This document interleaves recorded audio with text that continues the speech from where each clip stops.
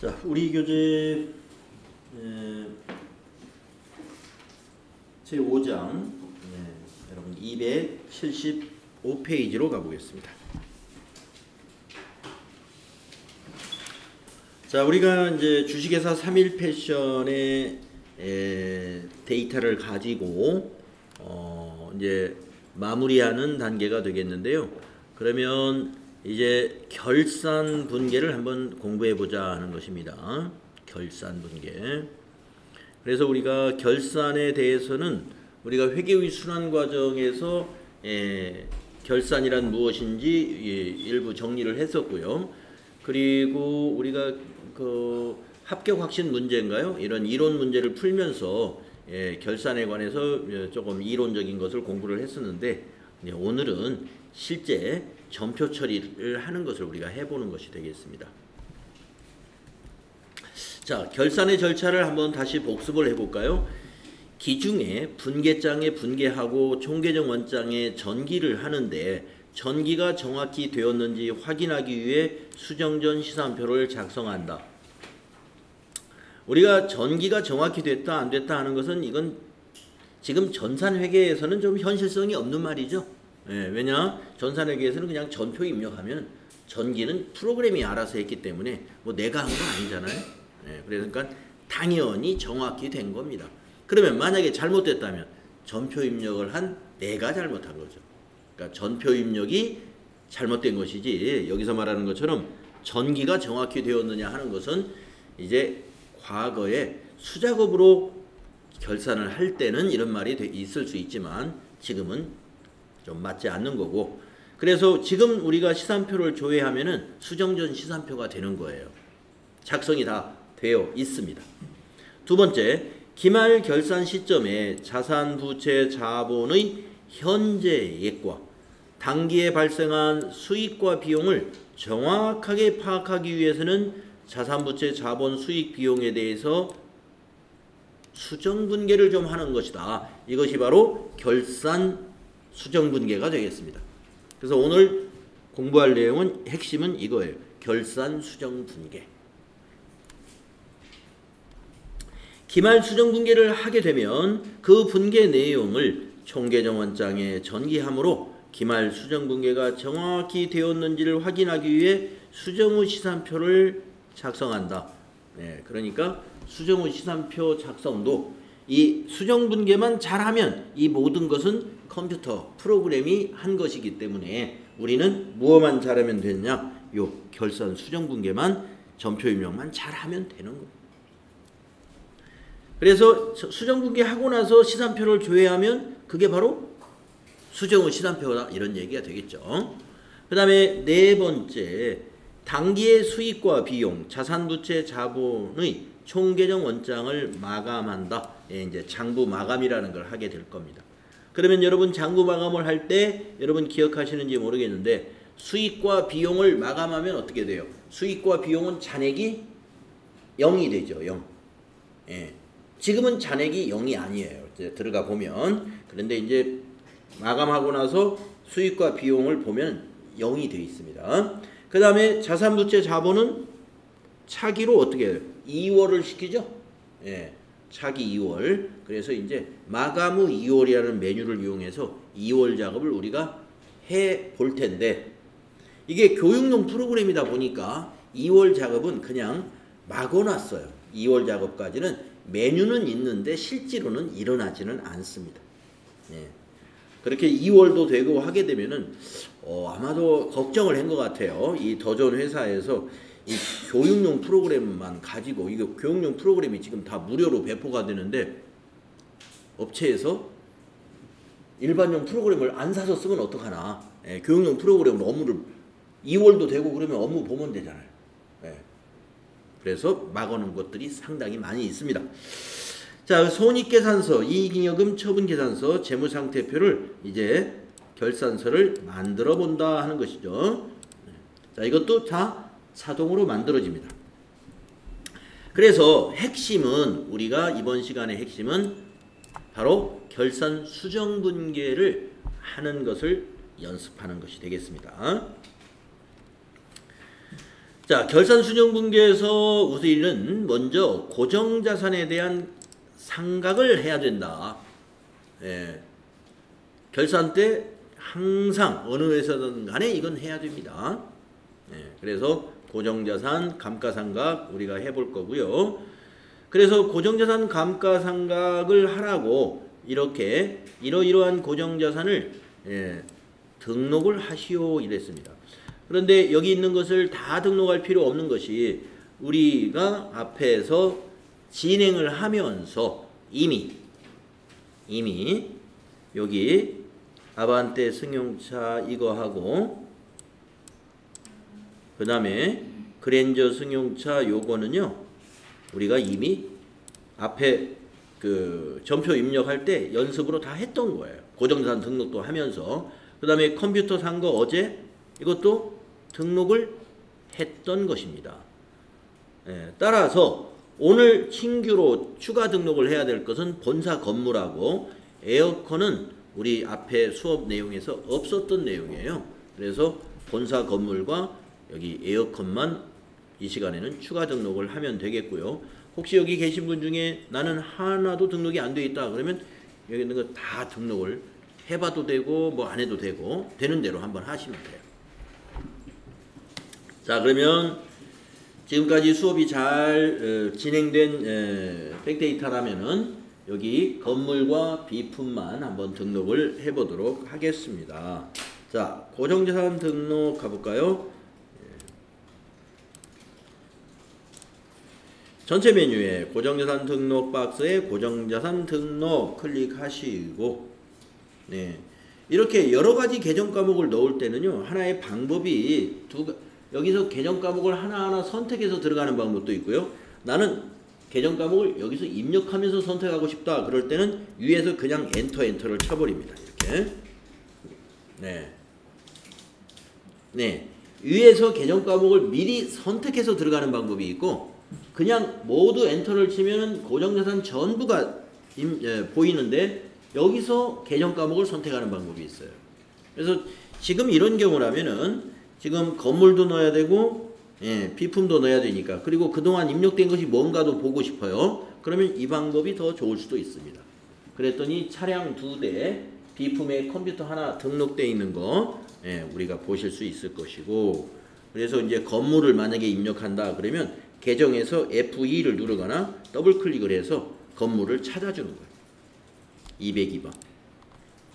그리고 코드는 우리 276페이지에 주어져 있죠? 1001번. 자산명 본사 건물.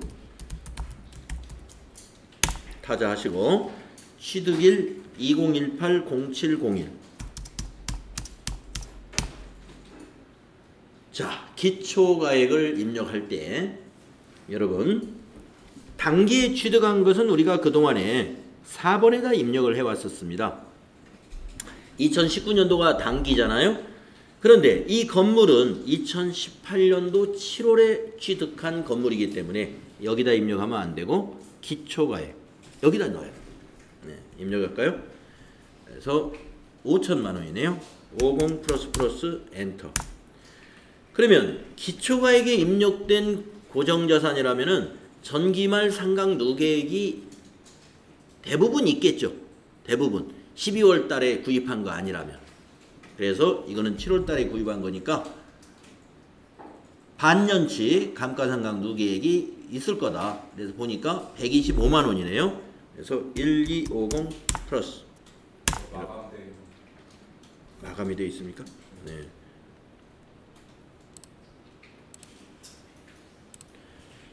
그래서 기초가액에 넣는 이유는 여러분 아셔야 되겠죠? 우리가 그동안에 승용차하고 컴퓨터는 여기 4번에다 입력을 했었어요. 그 이유를 여러분이 아셔야 된다는 거예요. 그리고 나서 이제 여기 전기말 누계액 입력하고 엔터로 내려오다가 어디서 선택을 해야 돼요? 9번 상각 방법을 보니까 정액법이다 했다 이거예요.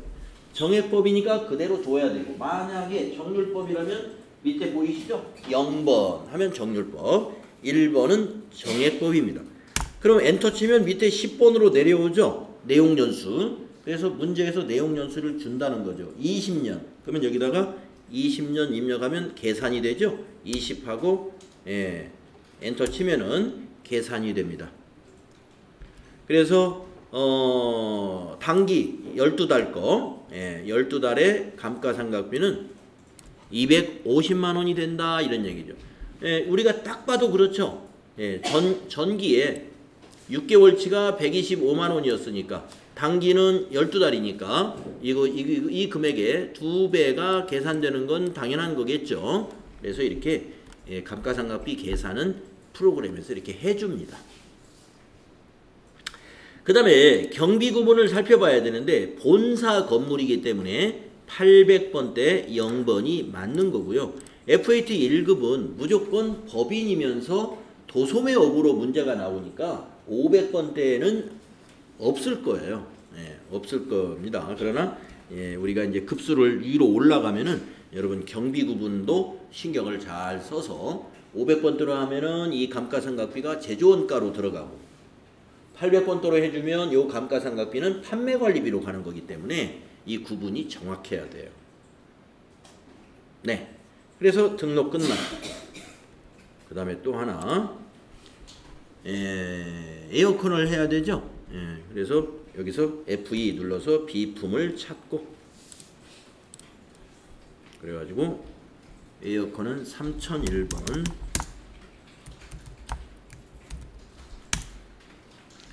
취득일은 2017 0725 여기도 기초과액에 넣어야 되는 이유 아시겠죠? 2432-000 전기말 루계액 160만원 이렇게 엔터 감가상각 방법은 정율법이네요. 그러면 그대로 두면 되고 엔터 쳐서 내용 연수는 5년이네요. 5 엔터 치면은 계산이 완료됩니다.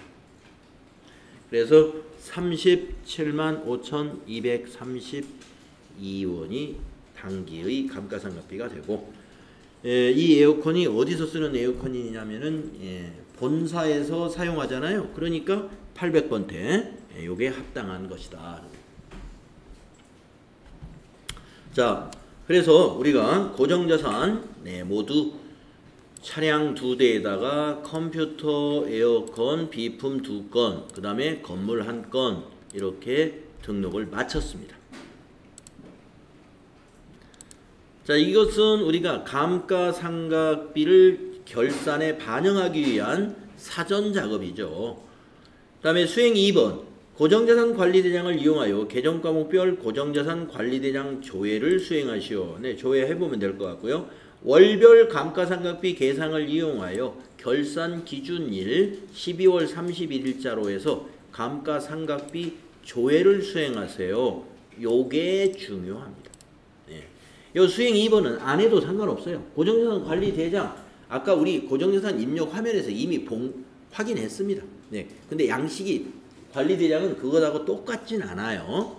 똑같진 않은데 고정자산 관리대장을 조회 안 하는 거하고 결산 수정부기 하는 거하고는 관련은 없어요. 그러나 이 수행 3번은 관련이 매우 있습니다. 그래서 월별 감가상각비 계상은 우리가 결산하기 전에 꼭 작성을 해놔야 돼요. 물론 이걸 안 하고 다른 방법으로 결산을 하는 방법도 다른 방법이 있긴 하지만 이 방법이 편리한 방법이기 때문에 여러분들도 요거는 알아둘 필요가 있다 하는 얘기입니다. 그래서 월별 감가상각비를 계상해서 저장을 해둬야 됩니다. 그래서 우리는 수행 3번만 해보도록 하겠습니다. 자, 꼭 해야 되는 거니까. 자, 그래서 고정자산 등록에서 꼭 해야 되는 거 뭐예요? 고정자산 등록 반드시 해야 되고 맨 밑에 있는 월별 감가상각비 계상. 이거는 우리 회계 처리상 반드시 해야 되는 작업이라는 거예요. 자, 그러면 월별 감가상각비 계상을 한번 눌러볼까요? 네, 눌러보시면 그리고 결산호를 12월 월만 입력하면 날짜는 막혀 있어요. 31일로 자동으로 되고요. 경비는 전체에서 엔터. 예. 그러면 우리가 다 등록된 컴퓨터라면은 본사 건물 한 건, 기초가액 기말잔액, 본사 건물의 단기 증감은 현재 없고, 그래서 단기 증감이라는 건 뭐예요? 단기에 뭐 본사 건물에다가 엘리베이터를 놓았다든가 뭐 추가된 거죠. 그 다음에 승용차는 그랜저는 단기 증감에, 그 다음에 아반떼는 작년 말일에 샀기 때문에 기초가액에 이렇게 있는 것을 볼 수가 있고, 에어컨과 컴퓨터를 보면 에어컨은 기초가액에, 컴퓨터는 단기 증감에 들어가 있다. 그래서 이 내용은 우리가 기초가액으로 등록되어 있던 고정자산은 6,100이고 단기에 증가한 것은 2,800으로서 두 개를 더하면 기말잔액, 고정자산의 기말잔액은 9천만 원이다 라는 얘기입니다. 그걸 가지고 쭉 하면 거기에 맞는 감가상각 방법과 그리고 내용 연수 등을 감안해 가지고 계산을 아까 고정자산 등록할 때 다 했지 않습니까? 그래서 12월 누적 감가상각비는 회사 전체적으로 668만 8,965원이고 계정별로 보면은 건물이 250, 차량은 363만 3,333원, 비품은 55만 5,632원 이렇게 돼서 회사 토탈 감가상각비가 660 어쩌고 어쩌고 된다. 이것을 계산을 하는 것이 여기입니다.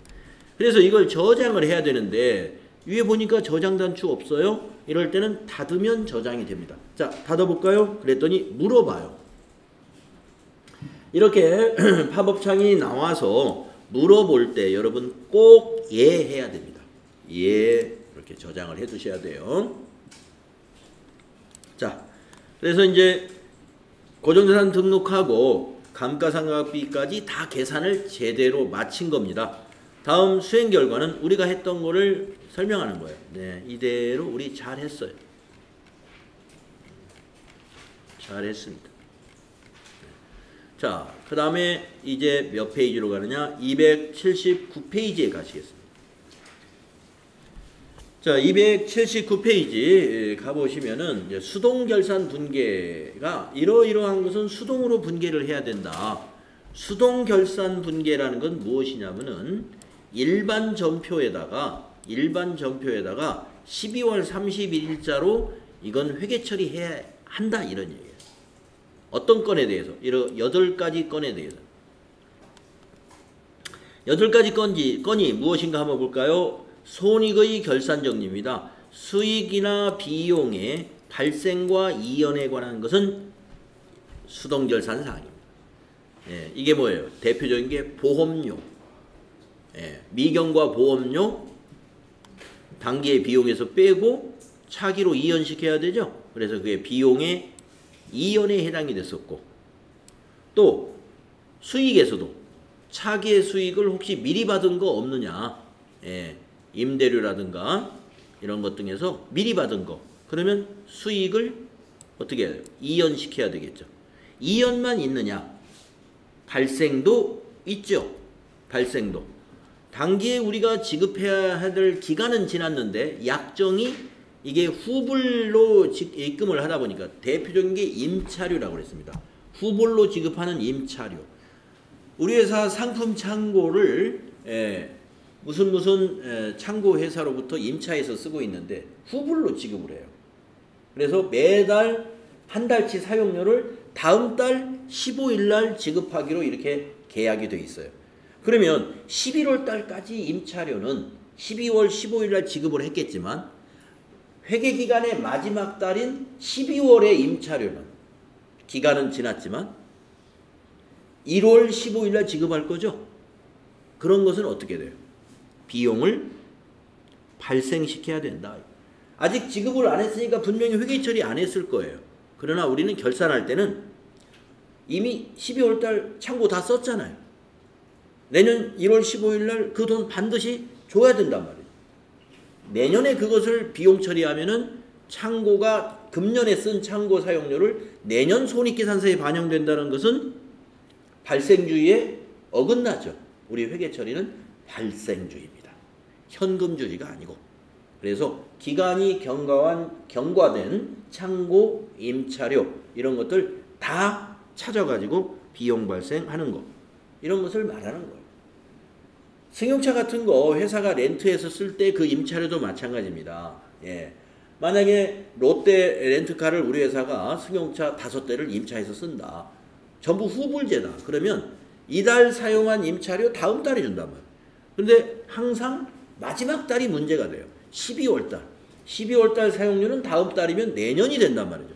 바로 그런 것들이 비용의 발생. 수익도 마찬가지입니다. 반대로 우리가 받아야 될 것들. 이런 것들 기간이 지났는데 약정 때문에 단기에 받을 수 없는 것들. 이거 수익의 발생. 네. 소모품과 소모품비의 정리도 필요합니다. 우리가 회사에서 소모품을 살 때 비용으로 처리한 회사들을 보면은 소모품이라는 것은 이제 우리가 이제 한꺼번에 많이 사잖아요. 한꺼번에. 그런데 한꺼번에 이제 소모품 창고에다 많이 사놨습니다. 근데 그 금액이 무시 못하는 금액일 때는 결산 때 꼭 재고 파악해가지고 자산으로 잡아줘야 돼요. 금액이 뭐 1, 20만 원 뭐 이런 거 뭐 1, 200만 원 뭐 이렇게 규모에 따라서 이제 그 돈이 클 수도 있고 작을 수도 있겠지만 기천만 원 또 큰 기업은 몇 억이 될 수 있습니다. 소모품 창고에 있는 재고가. 그런데 우리 회사는 소모품을 구입하는 시점에서 전부 비용 처리했네. 그런데 창고에 가보니까 재고가 아직도 9천만 원어치 남아있다. 그럼 어떻게 해요? 이게 사용한 거 아니잖아요. 그래서 그거를 자산으로 돌려줘야 돼요. 자산으로. 비용에서 빼줘야 된다 이겁니다. 재고만큼. 반대인 회사도 있어요. 어떤 회사는 소모품을 사고 전부 다 자산 처리하는 회사도 있다. 자산 처리. 그러면 자산이라는 건 소비가 안 된 상태잖아요. 그래서 만약에 기초 소모품이 1,000만 원이 있었고 단기에 9천만 원을 매입했다. 그러면 창고에 1억 원어치 소모품이 있어야 되죠. 근데 창고에 가보니까 3천만 원밖에 없어요. 소모품이. 그러면 7천만 원어치 소모품은 어디 간 거죠? 사용했다는 거죠. 그 사용한 것을 비용으로 잡아야죠. 소모품비. 그래서 이게 바로 소모품과 소모품비의 정리라는 거예요. 그다음 그러니까 이런 사항이 뭐예요? 일반 전표에다 처리해라 이겁니다. 수동분계해야 되는 거예요. 그다음에 단기 매매증권의 평가. 이것도 우리 연습 많이 했죠? 단기 매매증권에 관해서는 앞에서 단기 매매증권 취득, 처분, 평가 다 공부했었습니다. 근데 평가는 언제예요? 결산 때 하는 거잖아요. 그래서 이거 해야 되고 이거 수동분계 사항이에요. 그 다음에 현금 과부족의 정리. 예, 현금 과부족이 발생하면 현금 과부족으로 임시 계정을 만들어 놨잖아요. 근데 결산 때는 반드시 이걸 정리해 버려야 돼요. 현금 과부족이라는 계정 과목이 당좌 자산에 들어있으면 안 됩니다. 그래서 만약에 남은 돈이 있었다라면 잡이익으로 처리하고 모자라는 돈이 있었다면 잡손실로 처리하는 것을 우리가 현금 과부족의 정리라고 하는 거고, 선납세금의 정리. 예, 선납세금으로 잡아두는 게 뭐냐? 우리 회사가 예금했던 예금에서 이자가 붙었어요. 은행에서 만기 때 원금과 이자를 찾는데 원금은 다 주지만 이자 발생액이 고객님 이자가 300만 원 발생했는데 세금 30만 원 좀 떼야 되겠습니다 하고 270만 받게 되는 거죠. 그러면 우리 법인이 세금을 징수당한 거죠. 법인이 징수당한 세금을 당시에 뭘로 처리하냐면 선납세금으로 일단 처리해 줍니다. 우리 회사가 세금을 미리 냈다. 선납세금으로 처리했다가 바로 결산하는 날 이것을 법인세로 돌려요. 법인세로. 그래서 이 자산을 대변에 기록해가지고 자산 감소시키고 결산 때는 이거를 법인세라는 것으로 돌렸습니다. 그러면 납부할 법인세에서 선납세금 우리 미리 징수당한 거 그걸 뺀 나머지를 납부하게 된다 이런 얘기죠.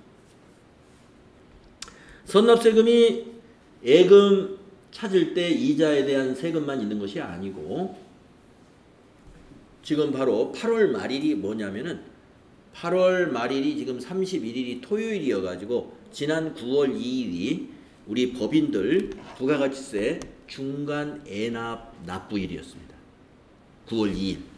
원래 8월 31일까지인데 8월 31일이 이제 쉬는 날이기 때문에 그 다음 평일 9월 2일 날 부가가치세가 아니라 법인세 중간 애납. 원래 법인세는 3월 말일에 정산해가지고 1년에 한 번 신고 납부하는 건데 중간에 8월 달에 중간 애납을 해요. 한꺼번에 법인세를 내면 좀 무리가 되니까 현금 관리에 무리가 되니까 중간에 세금을 내게끔 하는 겁니다. 근데 고지서가 오는 거죠. 고지서대로 내면 상관이 없어요. 일이 복잡하지 않은데 고지서가 왔는데 세금이 너무 많아. 우리 회사가 작년에는 사업이 잘 돼가지고 법인세를 많이 낸 적이 있어요. 그러면은 금년에 중간 고지할 때 작년에 납부한 법인세의 절반이 딱 나옵니다. 작년에 우리 회사가 법인세를 2억을 냈다면은 8월 달에 고지서는 1억으로 나온다는 거예요. 근데 올해 실적은 우리가 그렇게 좋지가 않아. 그러려면은 우리가 이렇게 장사를 제대로 못했다 하고 신고해가지고 또 세금을 줄여서 내면 되고 에이 나 1억 정도 낼 수 있어. 그러면 내놓고 내년 3월 달에 정산해가지고 너무 많이 냈으면 돌려받으면 돼요. 예, 그런 것들이 이제 있는 건데 자 그래서 중간에 법인세 납부한 것이 바로 회사는 뭘로 처리했어요? 선납세금으로 처리한다. 이거. 그것을 법인세로 돌리는 작업을 언제 한다? 결산 때 한다 이겁니다. 그 다음에 비유동부채의 유동성 대체 처리. 자, 여러분 비유동부채가 장기차입금이에요. 장기차입금. 네. 그러면 장기차입금이 뭡니까? 은행에서 돈을 3년 만기, 5년 만기로 장기 차입을 한 거죠. 그런데 이 3년 만기로 차입한 것이 3년 전에 차입을 했을 때는 3년이라는 기간이 되니까 이것이 비유동부채이지만 3년 전에서 2년이 지나면 어떻게 될까요? 이제 1년밖에 안 남았죠. 상환할 기일이. 그러니까 결산 시점에서 모든 장기차입금을 상환일이 내년에 도래되는 것이 몇 건인가 그걸 다 추려내야 돼요. 내년에 2020년이 상환일인 것들은 다 어떻게 해야 돼요? 예, 유동성으로 1년 안에 상환해야 되는 부채는 우리가 유동부채죠. 그것으로 개념과목을 바꿔주는 작업을 하는 것을 우리가 유동성 대체분계라고 합니다. 그 다음에 대손충당금의 환입. 대손충당금의 환입. 대손충당금의 설정은 이제 자동결산으로 할 거예요. 자동결산으로 할 건데 대손충당금을 설정하는 것이 아니라 대손충당금이 너무 많이 설정돼 있어요. 전기에 설정해 놓은 것이 있는데 올해는 거의 다 현금 판매를 주로 했어요. 그러면 매출 채권이 과거 작년에 비해서 많이 줄어들죠. 외상 판매를 많이 하면 매출 채권이 커지니까 대손충당금도 그만큼 많아질 거고 현금 판매 위주로 하면은 외상이 없어지니까 올해 대손충당금 설정할 게 거의 없는 거예요. 회수 불가능한 것이 없어지니까. 전기에 너무 많이 설치했으면 올해는 그걸 어떻게 해야 돼요? 대손충당금을 환입시켜야 돼요. 이것도 수동분계 사항이다. 기타 대손상각비. 우리가 대손상각비가 여기 외상매출금과 받으러움에 대한 대손상각비는 우리가 판매관리비인 대손상각비로 하죠. 그런데 기타의 대손상각비라는 건 뭐냐면 대여금 같은 겁니다. 대여금. 판매관리비 아닌 영업의 비용이에요. 그런 영업의 비용적인 대손상각비는 수동결산으로 대손상각비 해주는 거죠. 야, 이거 다 외워야 되나? 외울 필요 없습니다. 예, 시험에서 결산 문제가 나오는데 수동 결산하시오, 자동 결산하시오 딱 알려줘요. 예, 알려주니까 여러분이 쭉 보고서 나 이거 수동 결산해야 되나 자동 결산해야 되나 판단할 필요가 없어요. 그런데 전산회계 시험 보시는 분은 판단을 해야 돼요. AT 시험에서는 수동 결산이다 자동 결산이다 문제를 딱 구분해 가지고 문제를 냅니다.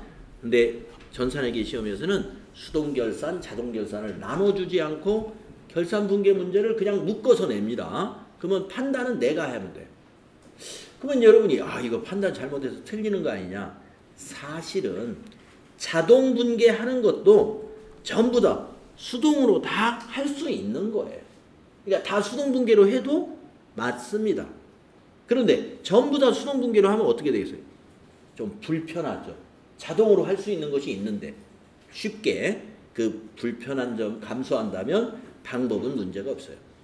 자동 결산 문제를 수동 결산으로 해요. 그래서 AT 시험에서도 뭐라고 나오느냐? 자동 결산 문제를 자동 결산 또는 수동 결산 하시오. 수동 결산 하고 싶으면 해라 이거예요. 그러나 자동 결산은 이왕이면 자동 결산 기능을 쓰면 더 실수 확률을 줄일 수 있으니까 좋겠죠.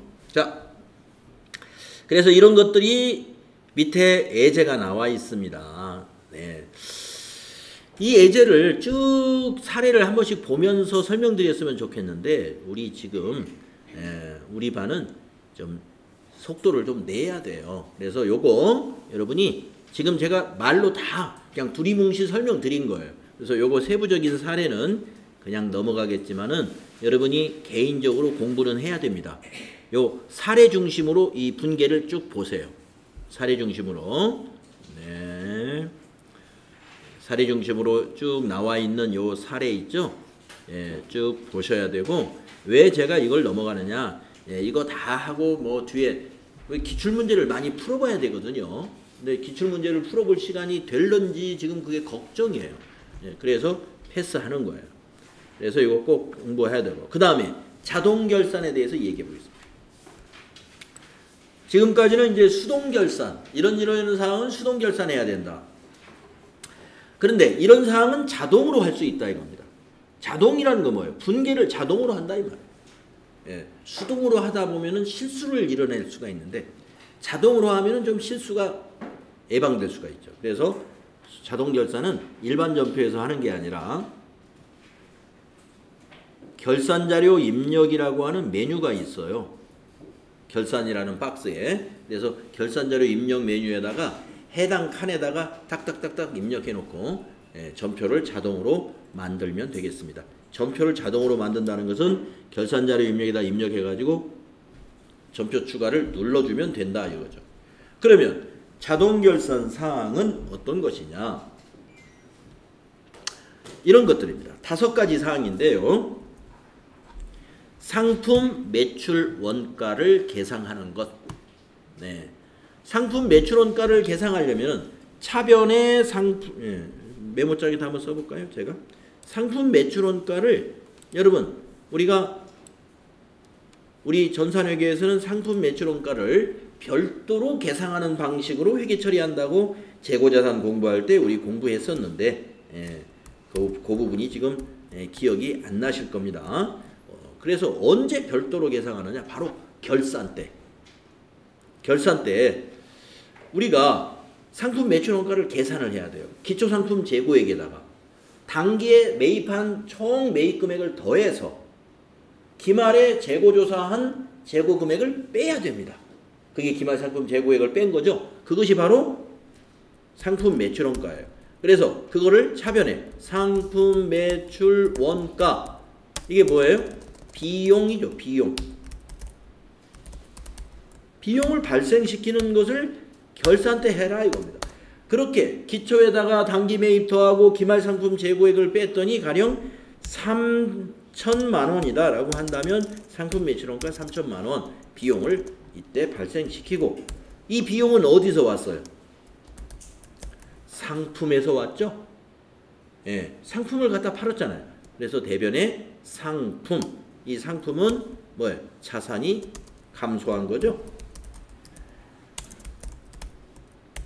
이렇게 해서 대변의 상품을 쓸 때 상품에다가 적요 4번이라는 적요를 걸어가지고 상품, 매출, 원가, 대체라는 적요가 선택돼야 돼요. 그래서 3천만 원.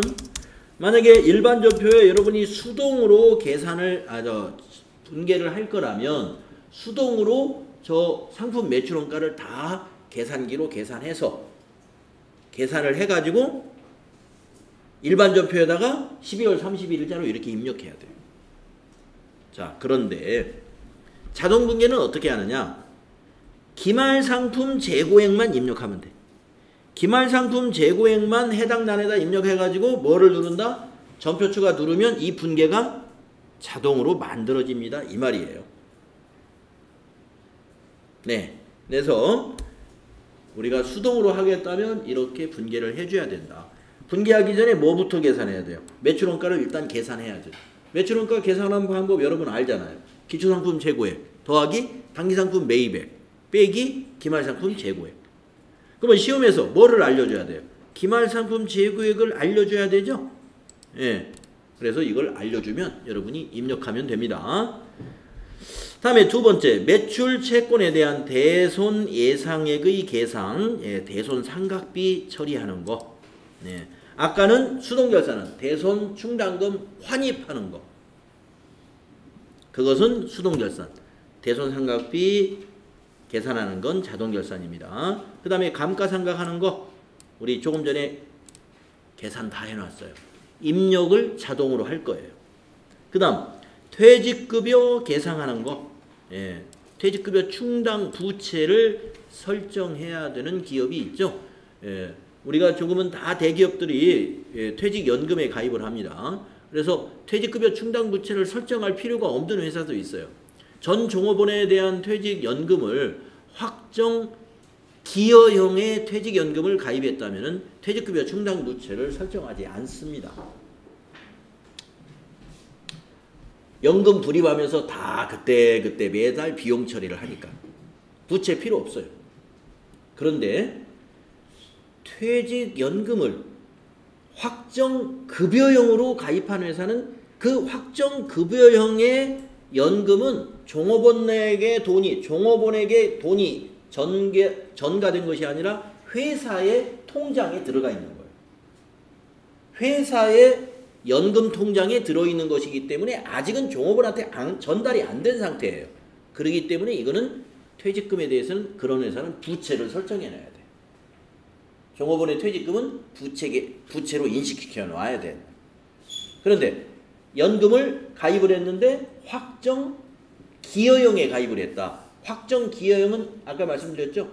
회사가 불입한 금액이 바로 종업원에게 전달되는 거예요. 관리를 누가 하냐면 종업원이 해요.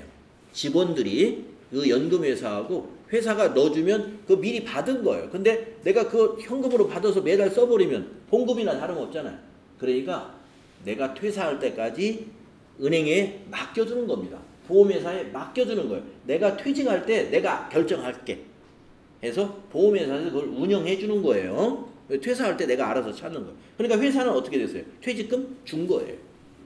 조금씩 나누어서 연금식으로 주고 있다.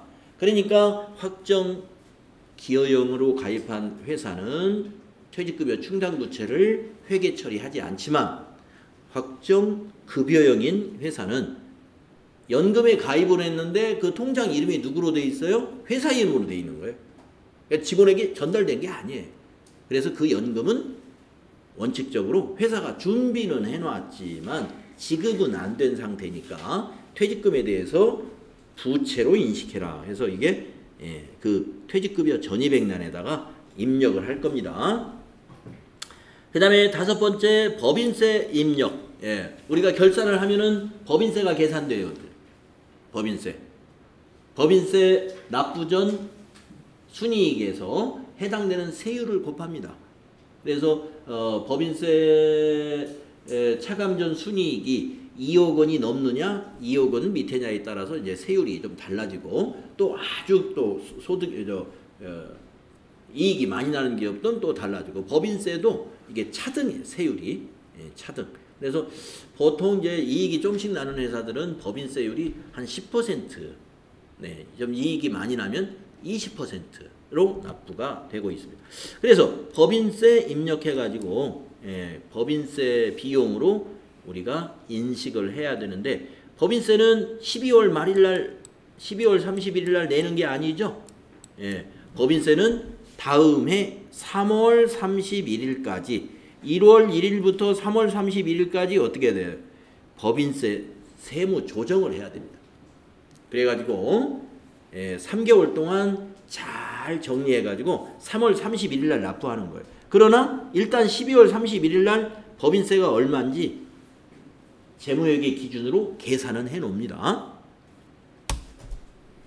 자, 그렇게 해서 이렇게 입력을 하는 것이다를 밑에 설명하는데 이것도 여러분 꼭 읽어보셔야 돼요. 읽어보셔야 됩니다. 자, 그러면 이제 우리는 수행을 해보겠습니다. 딱 5개 나와 있으니까 요 5개 결산 처리하고 쉬었다가 다음 시간 할게요.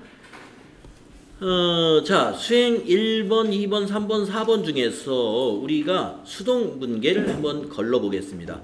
1번은 소모품 구입 시 소모품비로 처리하고 있으며 미사용분을 자산으로 계상하고 있다. 이거 수동분계. 그 다음에 2번 기말 재고조사를 실시한 결과 상품 재고액이 2천만 원이더라. 이게 상품 매출원가 분계를 하라는 뜻이에요. 이거는 자동. 2번은 자동. 3번 고정자산 등록 메뉴에서 등록한 고정자산에 대해 당기 감가상각비를 계상하시오. 자동. 이것도 자동. 왜 자동이냐? 조금 전에 자동을 하기 위해서 월별 감가상각비 계상이라는 메뉴에 가서 다 준비를 해놨어요. 그러니까 이게 자동이 되는 거예요. 그 다음 4번째 대손 충당금은 외상 매출금 잔액과 받으러움 잔액에 대해 1%를 설정한다. 네, 이것은 반자동이라고 할 수 있는데 1% 계산은 내가 해야 되고 분계는 자동으로 하고 1% 계산을 해가지고 자동으로 할 거예요. 그 다음에 5번은 단기 법인세 추산액은 300만 원이다. 이것도 수동과 자동이 섞여 있어요. 섞여. 뭐 반자동이라고 할 수 있죠. 왜냐하면 법인세 추산액 300만 원을 다 입력해야 될지 일부만 입력해야 될지는 선납세금이 있느냐 그걸 가서 확인을 해야 되기 때문에 아시겠죠? 자, 그러면은 수행 1번 수동분계를 먼저 하겠습니다. 수행 1번 수동분계를 먼저 하겠습니다. 자, 소모품을 말이죠. 우리 회사는 비용 처리한답니다. 비용 처리 살 때. 그런데 결산일에 미사용한 소모품이 4만 원이 있대요. 그러면 4만 원을 자산으로 잡아주면 돼요. 4만 원 자산으로 잡는 수정분계는 이렇게 해야 됩니다. 차변의 자산 증가 소모품 4만 원. 대변의 비용 취소 소모품비 4만 원.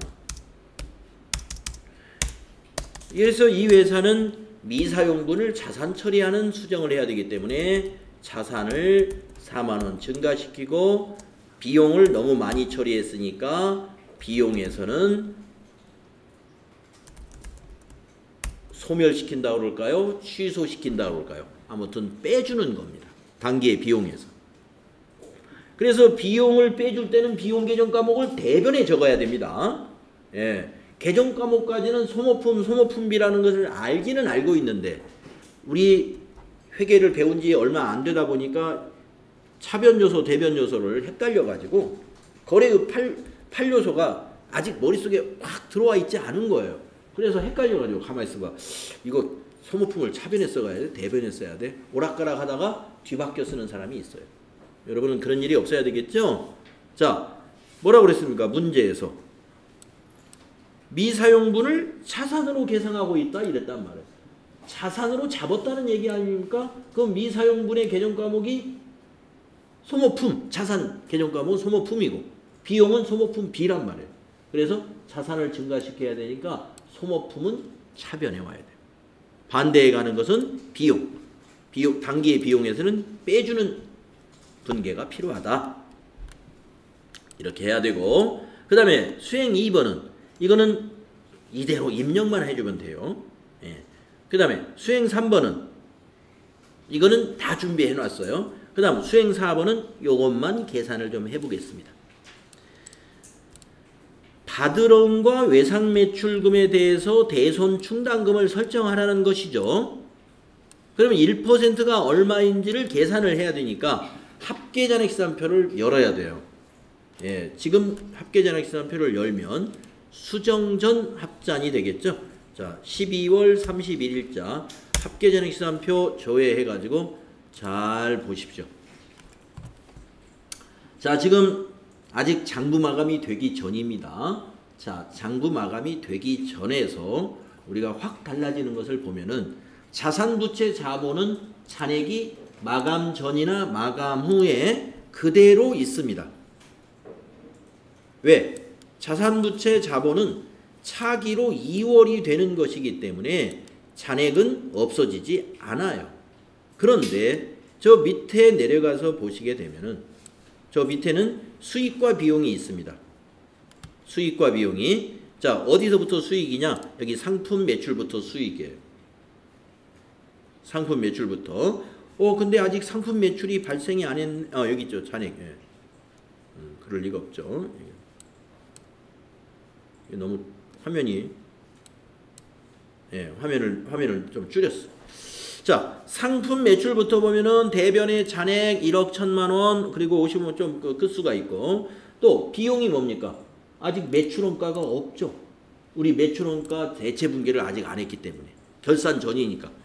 조금 있다가 결산 분계하고 나면 여기 매출원가 발생할 거예요. 그래서 차변에 이렇게 잔액이 생길 겁니다. 그 외에 판매관리비는 전표만 입력하면 다 생기죠.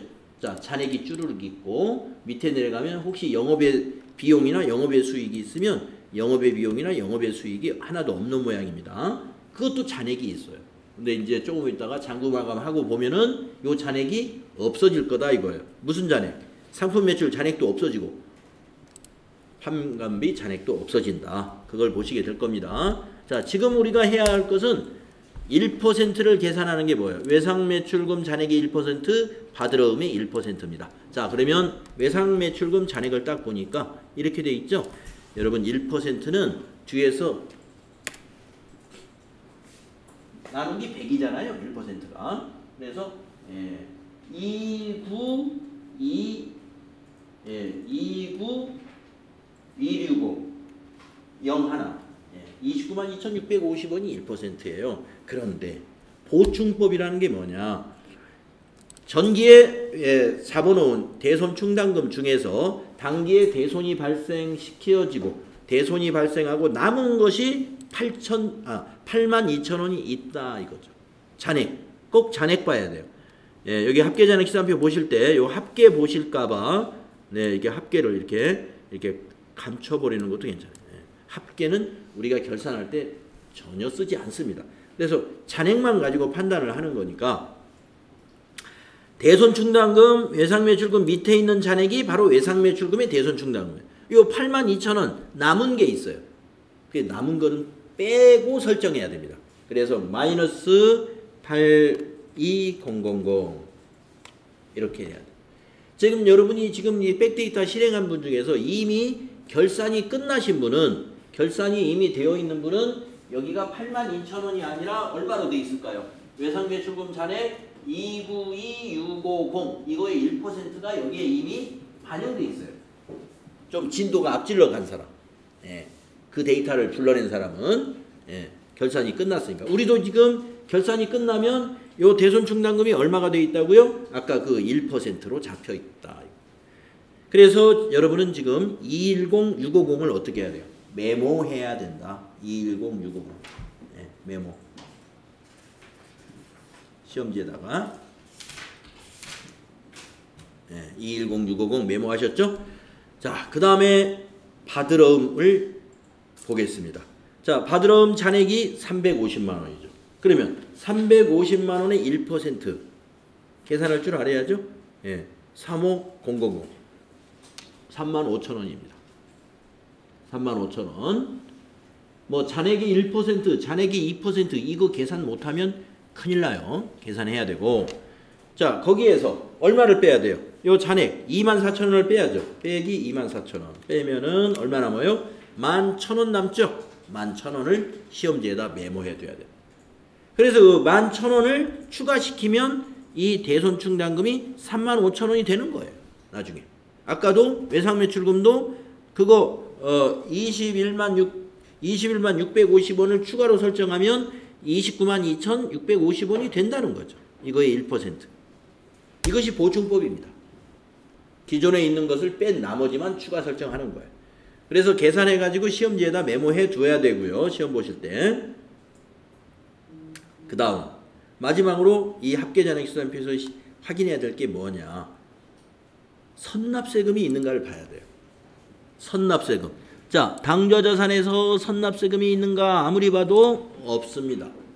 그러면 이 주식회사 3.1패션은 법인세 중간 애납도 안 했고 또 어떤 예금의 정기예금 같은 거 만기가 된 적도 없고 그래서 세금 낸 적이 없다는 거예요. 선납 미리 법인세 납부한 적이 없다. 그러면 이제 어떻게 해야 되느냐. 여기에 있는 이 금액 결산해가지고 법인세 계산한 요것이 전부예요. 그러면 요거 다 그냥 입력을 할 겁니다. 자, 준비가 다 됐습니다. 그러면은 수동분계를 먼저 하겠습니다. 자, 입력을 수동전표를 일반 전표에다가 수행 1번을 먼저 입력하겠습니다.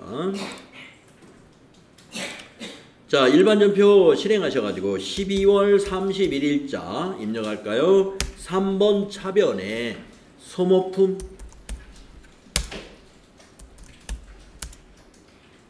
(172번) 네, 거래처나 적요 다 생략하십시오. 4만원. 대변의 소모품비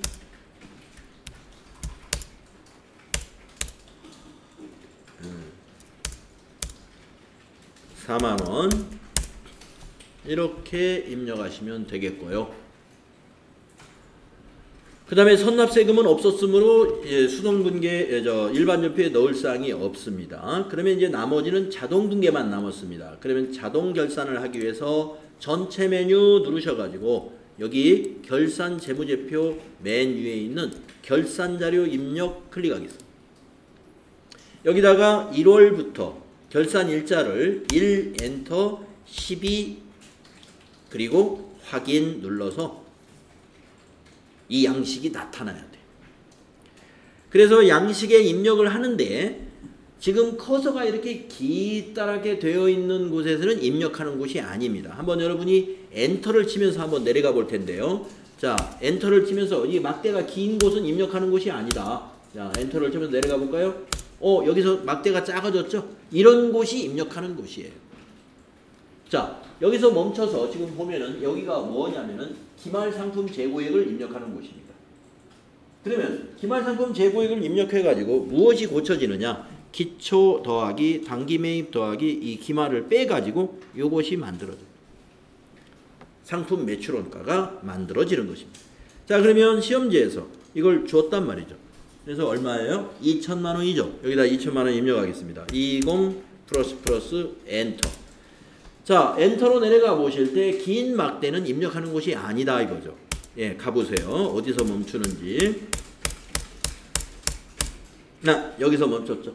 여기서 셀이 작아졌죠. 퇴직급여 1200.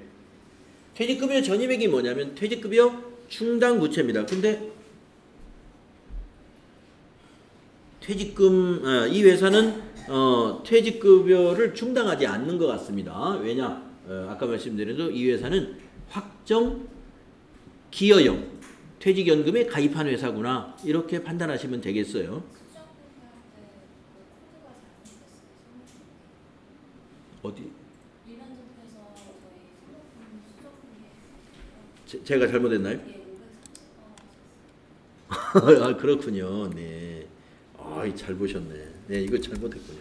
수모품비 예, 제조업이 아니니까 530번이 될 수가 없습니다. 830번. 여러분도 잘못했으면 고치십시오. 틀렸어요. 530번은 틀린 거예요. 830번. 네. 네, 고맙습니다. 830번을 해야 되고. 자, 결산 자료. 그래서 여기서는 자료가 없으니까 입력하지 않겠습니다. 자, 엔터. 퇴직연금 충당금 전입액도 주어지면 입력하는데 이거는 한 번도 시험에 안 나왔습니다. 그래서 여러분 시험에 나오려면 이게 나올 거예요. 근데 퇴직급여 전입액이라고 안 나옵니다. 충당금 추계액이라고 나와요. 네, 퇴직급여 추계액. 예, 퇴직급여 추계액이 얼마다 그러면 이것도 계산해가지고 여기다 넣어야 돼요. 왜냐? 여기에서 합계전액 시산표에 한번 가볼게요. 예, 비유동부채에 유동부채, 비유동부채. 비유동부채 자체가 없네. 예. 그렇죠? 예, 이 회사는 비유동부채 자체가 없어요. 예. 그래서 보니까 퇴직급여 충당부채를 설정한 적이 없습니다. 예. 그러니까 뭐 그렇다고 해서 퇴직급여 판매관리비에 퇴직급여도 없고 뭐 하여튼 뭐 일을 많이 생략했어요. 자, 그래서 원칙적으로 퇴직급여 충당 부채는 여기다 입력을 하는 겁니다. 추가로 설정해야 될 거 아마 뒤에서 기출문제에서 분명히 나올 겁니다. 그래서 그때 풀어보도록 하고 자, 엔터로 지나가서 이번에는 감가상각비에서 멈췄죠. 건물, 차량 운반구, 비품. 우리가 이거 입력해야 되잖아요. 감가상각비 아까 계산해놨죠. 그런데 그걸 이용할 때는 기능모음에 갑니다.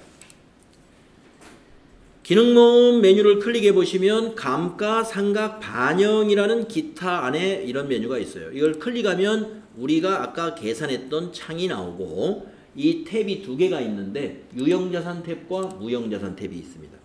무형자산은 우리 회사가 없었기 때문에 여기에 반영할 것이 없고 유형자산에는 건물, 차량, 그 다음에 비품 이렇게 해서 모두 668만 8,965. 자, 밑에 있는 결산 반영을 눌러주면 해당欄에 다 입력됩니다. 네, 확인 눌러보시면 아까 입력해야 될 자리에 쏙쏙쏙 들어갔다. 그래서 입력했고 그 다음에 엔터로 내려가면 대손상각비에서 대손상각에서 커서가 작아지죠. 그래서 외상매출금 아까 메모했던 거 충당금 외상매출금에 대한 대손충당금 아까 시험지에 메모했죠. 210650 엔터. 그 다음에 받으러 11000 11,000원 입력하고 예, 선급금에 대한 대손상각은 없었으니까 예, 지나갑니다. 예. 자, 이런 데는 입력하는 곳이 아니죠. 조감법상 특별상각이라는 것도 있어요. 예. 이 조감법이라는 건 조세감면법이라는 그 특별법인데 조세감면법에 대해서 특별히 추가적으로 비용을 더 인정해 준다. 비용을 회사가 아니 국가가 비용을 더 많이 인정해 준다는 건 뭘까요? 세금을 깎아주는 효과가 있는 거죠. 그럼 이제 이 조세감면 특별법이라는 것은 이 수도권에 있는 공장이 예를 들어서 오비맥주, 뭐 하이닉스 이런 여기 수도권이죠. 이천이면 공장이 저쪽 전라남도 뭐 목포라든가 광주라든가 저기 남쪽으로 충청도, 천안 뭐 이런데 내려가면 어떻게 돼요? 국가에서 고맙다 하면서 특별법을 적용해가지고 그쪽으로 이전하면은 거기 어떻게 합니까? 공장도 새로 지어야 되고 시설 투자 새로 하게 되죠. 그래서 평상시 하는 정액법, 정률법, 감가상각 기본적으로 하는 거 외에 추가적으로 더 비용 인정해 주겠습니다 하는 것이 조세감면 특별법에 의한 특별상각입니다. 해당 사항이 있으면 여기다 넣는 거예요. 해당 기업만. 근데 우리는 시험에서는 이거 안 나와요. 지나가시고 맨 마지막에 이제 어디서 멈췄습니까? 법인세 계상에서 멈췄죠? 여기다가 300만 원 입력하는 거예요. 아까 6번에 아니 수행 5번에 법인세 추산액이 300만 원이라고 입력했잖아요. 있잖아요. 그걸 입력하는 거고. 만약에 우리가 선납세금이 있었다면 일반 전표에 입력을 했을 텐데 그 선납세금이 입력되면 여기에 한 줄 더 나타납니다. 선납세금 얼마. 예.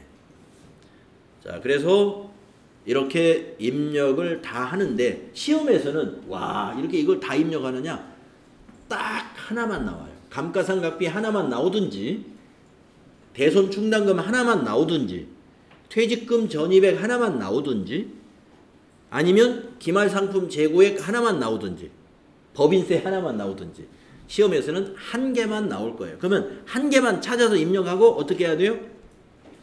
분계는 뭘로 한다? 이걸로 해야 되기 때문에 입력하고 창을 닫는 게 아니라 입력하고 나서 점표 추가를 해야 돼요.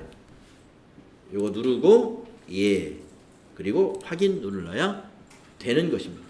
그리고 닫고서 시험 볼 때 와서 여기 조회해 볼 필요는 없는데 우리는 지금 공부하는 거니까 일반 전표에 와가지고 12월 31일자로 와서 여기 위에 있는 조회를 눌러보세요. 조회를 눌러보면 조금 전에 우리가 수동분계했던 1번 전표, 소모품 대체 전표 이거 외에도 밑에 결차 결대로 전표가 5개, 2번부터 5번까지 이렇게 추가가 됐는데 하나씩 볼까요? 2번 결차 상품 매출원가 4,350만원 결대 이거 대변이라는 얘기입니다. 근데 결산자료 입력에서 온 대변이다 이런 얘기. 그래서 상품 4,350만원 아까 제가 여러분이 상품 매출원가 분계를 수동으로 하려면 이렇게 입력해야 됩니다 라고 했죠. 예, 그것이 이렇게 자동으로 왔다 이겁니다. 그 다음에 감가상각비 우리가 계산해서 거기에 반영했죠. 그러면 차변에 감가상각비가 6,688,965요. 감누는 건물, 차량 운반구, 비품으로 쪼개져 가지고 감가상각 누계액이 각각 대변에 자산 감소시키고 그 다음에 4번 전표에서는 대손상각비 우리 외상매출금에 대한 109번 대손충당금과 받으러움에 대한 대손충당금 111번 요것이 21만원 11,000원 해가지고 차변에 감가상각 아니죠 대손상각비 판매관리비 비용 처리됐죠.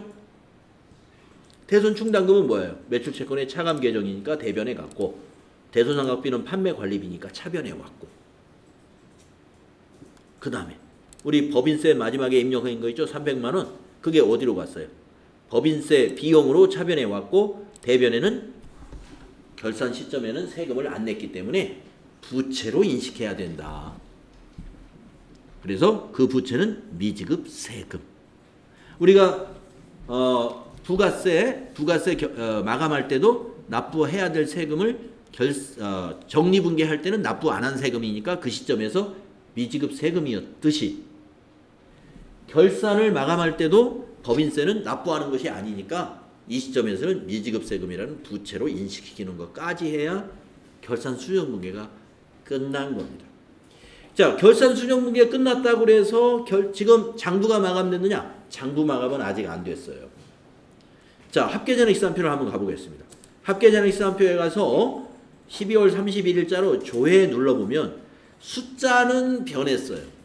그러나 아직도 잔액은 급여 잔액 그대로 있고 예, 수익 상품 매출 잔액 그대로 보입니다. 그런데 없었던 게 하나 생겼죠. 상품 매출 원가 조금 전에 없었는데 이제 차변에 잔액 4,350만원 딱 생겼죠. 결산 수정분계가 반영된 수정 후 시산표예요. 이게. 그리고 아까 우리가 대손충당금 설정했던 거 외상매출금 밑에 있는 대손충당금도 이제 292,650원으로 여기 있는 외상매출금의 정확히 1%로 반영됐죠.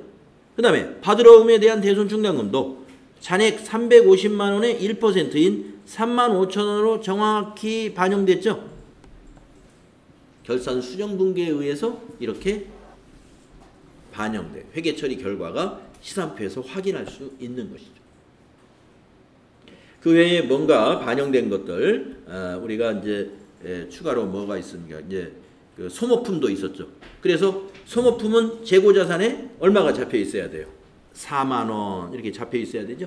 아까 우리가 소모품 B에서 4만 원 빼가지고 자산으로 잡아놨잖아요. 그래서 여기 4만 원 잡혀 있고 소모품 B라는 판매관리비에 가보면 취소가 4만 원 돼 있어야 되겠죠. 예, 소모품 B 여기에 보면 잔액은 2만 원인데 대변에 가서 보면 합계란에 대변의 합계에 4만 원이 뭐냐? 소모품비 대변이라는 얘기죠. 이게 우리 결산 때 비용에서 빼준 거예요. 이게 빠져가지고 2만 원이 잔액이 된 거예요. 4만 원을 안 뺐으면 소모품비가 6만 원으로 손익계산서에 갈 텐데 4만 원 빼가지고 2만 원만 손익계산서로 가게 되는 것이다.